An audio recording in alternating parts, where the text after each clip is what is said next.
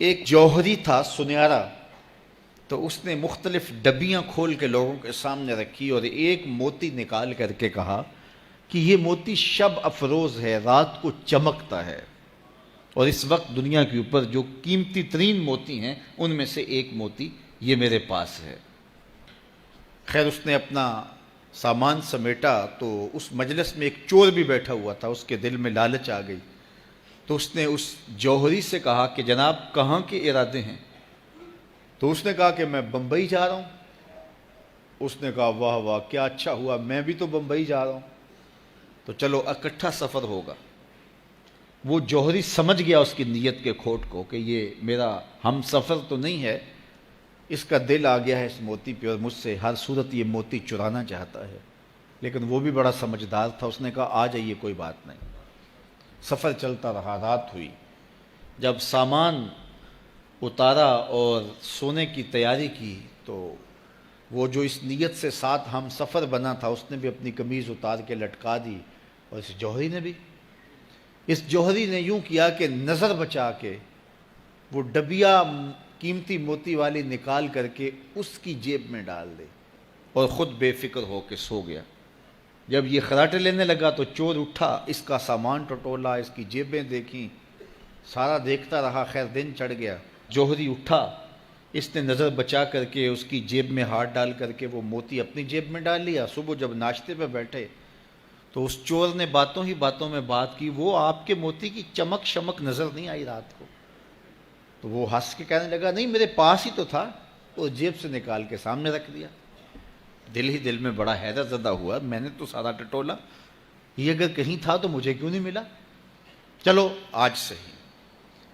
اگلا دن آیا تو پھر اس نے قمیض اتار کے رکھی اور اس نے نظر بچا کے اس کی قمیض میں وہ موتی ڈال دیا اور خود بے فکر ہو کے سو گیا۔ یہ ساری رات اس کے سامان میں، اس کے لباس میں تلاش کرتا رہا اور وہ مزے سے سویا رہا۔ صبح اٹھا اور نظر بچا کے اپنی جیب میں ڈال لیا۔ ناشتے پہ پھر بات کی کہ وہ آج بھی کوئی چمک شمک دکھائی نہیں دی۔ اس نے کہا میرے پاس ہی تھا، جیب میں ہاتھ ڈالا اور سامنے رکھ دیا۔ بڑا حیرت زدہ ہوا، دل ہی دل میں سوچا چلو کل صحیح۔ اس نے پھر ایسے کیا اور یہ ساری رات اس کا سامان ٹٹولتا رہا پوری تفصیل کے ساتھ۔ خیر جب صبح ہوئی تو اس نے پھر نظر بچا کے اپنی جیب میں وہ موتی رکھ لیا تھا، تو اس نے پوچھا وہ رات والا موتی آپ کا نظر نہیں آیا جس کو آپ کہتے تھے چمکتا ہے؟ کہا وہ ڈبیا میں رکھا ہے اس لیے چمک دکھائی نہیں دی، تھا تو میرے پاس ہی، اور جیب میں ہاتھ ڈالا اور سامنے رکھ دیا۔ یہ سر پکڑ کے بیٹھ گیا، میں روز اس کی جیب ٹٹولتا ہوں، سامان بھی دیکھتا ہوں، یہ رکھتا کہاں ہے؟ میں نے تو کوئی جگہ نہیں چھوڑی۔ اس نے کہا سچ بتاؤں میں تیرا ہم سفر نہیں تھا، میں چور تھا، میں تم کو بتا رہا ہوں۔ اب آپ میرے بھی استاد نکلے، مجھے اتنا بتاؤ کہ یہ موتی آپ رکھتے کہاں تھے؟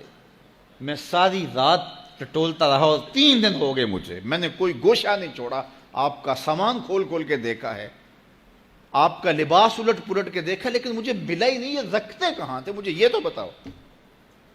اس نے کہا لوگوں کی جیب میں ٹٹولتے رہے، اپنی جیب میں ہاتھ ہی نہیں ڈالا۔ بلے شاہ اڈ دیاں پھڑنے، جڑا گھر بیٹھا ہے انہوں پڑھیا ہی نہیں۔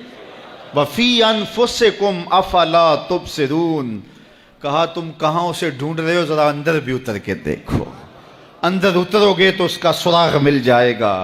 نہ مسجد وچ نہ مندر وچ، لب یار نو اپنے اندر وچ۔ جب اپنے اندر اترو گے تو پھر سراغ زندگی نصیب ہو جائے گا، عرفان ذات ہوگا تو پھر عرفان الہی نصیب ہوگا۔